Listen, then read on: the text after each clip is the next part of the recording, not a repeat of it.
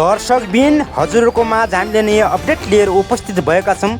जिल्ला प्रशासन कार्यालय सल्यानको विशेष विज्ञप्ति अनुसार राष्ट्रिय परिचय पत्र बनाउनेको धेरै भेला भएको छ र जिल्ला प्रशासनिक कार्यालय कर्मचारी खटाइरहेका उहाँहरू वाइफाई चलाएर बसिरहेका छन्।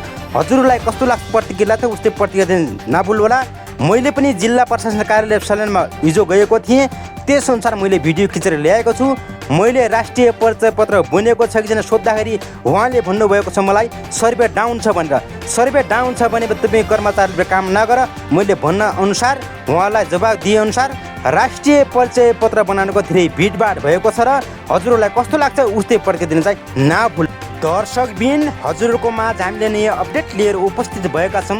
जिल्ला प्रशासन कार्यालय सल्यानको विशेष विज्ञप्ति अनुसार राष्ट्रिय परिचय पत्र बनाउनेको धेरै भेला भएको छ र जिल्ला प्रशासनिक कार्यालय कर्मचारी खटाइरहेका उहाँहरू वाइफाई चलाएर बसिरहेका छन्। हजुरलाई कस्तो लाग्छ प्रतिक्रिया त उस्तै प्रतिक्रिया दिन नभुल्नुहोला।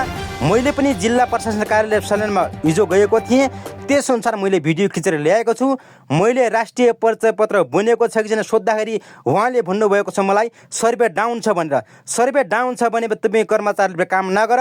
मैले भन्न अनुसार उहाँलाई जवाब दिएअनुसार राष्ट्रिय परिचय पत्र बनाउनुको धेरै भिडभाड भएको छ र हजुरलाई कस्तो लाग्छ उस्तै प्रतिक्रिया दिन चाहिँ नभुल।